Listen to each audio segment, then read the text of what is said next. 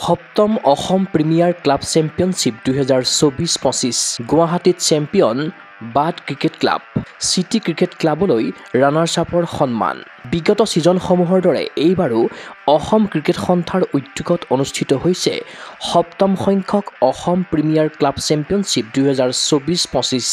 Assam cricket সন্থাৰ অধীনত গুৱাহাটী ক্ৰীড়া সন্থাই যোৱা 15 জানুৱাৰীৰ পৰা 1 ফেব্ৰুৱাৰীলৈ নেহৰু ষ্টেডিয়ামত আয়োজন কৰা গুৱাহাটীৰ মেচত অংশগ্ৰহণ কৰিলে মুঠ 10টা ক্ৰিকেট দলে শনিবাৰে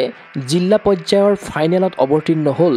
বাট ক্ৰিকেট ক্লাব আৰু চিটি ক্ৰিকেট ক্লাব তীব্ৰ উত্তেজনাপূৰ্ণ মেচখনত চিটি ক্ৰিকেট ক্লাবক হৰুৱাই 4 উইকেটত জয়ী হয় বাট ক্ৰিকেট ক্লাব চিটি ক্ৰিকেট ক্লাবে প্ৰথমে বেটিং কৰি 38.1 অভাৰত আটাইকেইটা উইকেট হেৰুৱাই সংগ্ৰহ কৰে মুঠ 123 ৰান প্ৰত্যুত্তৰত 26.5 অভাৰতে 6টা উইকেট হেৰুৱাই বিজয় লক্ষ্যত উপনীত হৈ চেম্পিয়নৰ ট্ৰফি হস্তগত কৰে বাট ক্ৰিকেট ক্লাবে ইয়াৰ বিপৰীতে ৰানাৰ্ছ আপৰ ট্ৰফি হাতত তুলি ল'লে চিটি ক্ৰিকেট ক্লাবে জিলা পৰ্যায়ত চেম্পিয়ন হোৱাৰ সুবাদত জৰ্নেল ৰাউণ্ডলৈ যোগ্যতা অৰ্জন কৰে বাট ক্ৰিকেট ক্লাবে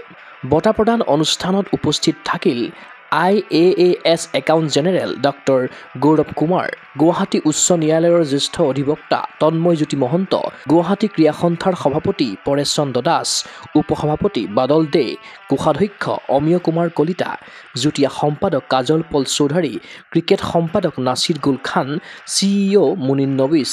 সহকাৰী সাধাৰণ সম্পাদক সাজাদ জাহিৰ হুছেইন কাৰ্যবাহী সদস্য প্ৰমোদ ৰাজবংশীৰ দৰে বিশিষ্ট ব্যক্তিসকল 7th Assam premier club championship এটা অসম ক্ৰিকেট সন্থাই প্ৰত্যেক বছৰে অৰ্গেনাইজ কৰে আৰু এভৰি ডিষ্ট্ৰিক্টক আমি ডিষ্ট্ৰিক্ট লেভেলত এইবাৰ আমি গুৱাহাটী স্পৰ্টছ ষ্টেচনো আমি অৰ্গেনাইজ কৰিছোঁ আৰু টোটেল আমাৰ গুৱাহাটীত আমাৰ 10টা দলে পাৰ্টিচিপেট কৰিছে আৰু আজি খেলত বাট ক্ৰিকেট ক্লাব চিটি ক্ৰিকেট ক্লাবক 4 উইকেটত পৰাজিত কৰি চেম্পিয়ন হৈছে আজি বাট ক্ৰিকেটে ইয়াৰ জৰিয়তে জোনেল ৰাউণ্ড খেলিবৰ কাৰণে চান্স পাইছে আৰু এই টুৰ্ণামেণ্টখন অসম ক্ৰিকেট সন্থা কৰাৰ কাৰণে আমি এটা হৈছে যে একেলগে অসমত এৰাউণ্ড 5000 প্লেয়াৰ্ছ ক্ৰিকেট খেলিব পাৰে আৰু এটা জাগৰণ সৃষ্টি হৈছে লাষ্ট 7 ইয়াৰ্ছৰ পৰা দেৱজিৎ শইকীয়া ডাঙৰীয়ে আৰম্ভ কৰা এই টুৰ্ণামেণ্টখন এটা এনেকুৱা পৰ্যায় পাইছে যে চবেই এভৰি ডিষ্ট্ৰিক্ট প্লেয়াৰ্ছখিনিয়ে ৰখি থাকে যে এখন টুৰ্ণামেণ্ট কেতিয়া হ'ব আৰু এই টুৰ্ণামেণ্টৰ পৰা আমাৰ বহুত নতুন নতুন টেলেণ্ট আমি দেখিবলৈ পাইছোঁ ডিষ্ট্ৰিক্ট লেভেলত আসাম ক্ৰিকেট এছ'চিয়েশ্যনে 1 লাখ টকা কৰি দিয়ে আৰু উইনাৰ্ছক আৰু জোনেলতো 1 লাখ আৰু 1.5 লাখ টকাকৈ দিয়ে আৰু ফাইনেল ৰাউণ্ডত 10 লাখ আৰু 5 লাখ দিয়ে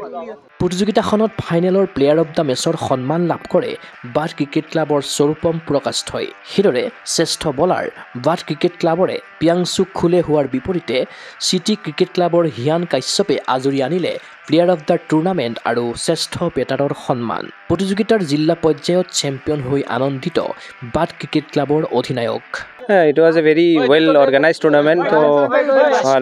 last 2 years আমি qualify কৰা নাছিলো because আমাৰ গোটে প্লেয়াৰ available নাছিল so this year আমাৰ গোটে প্লেয়াৰ available আছে and we been the champion this year so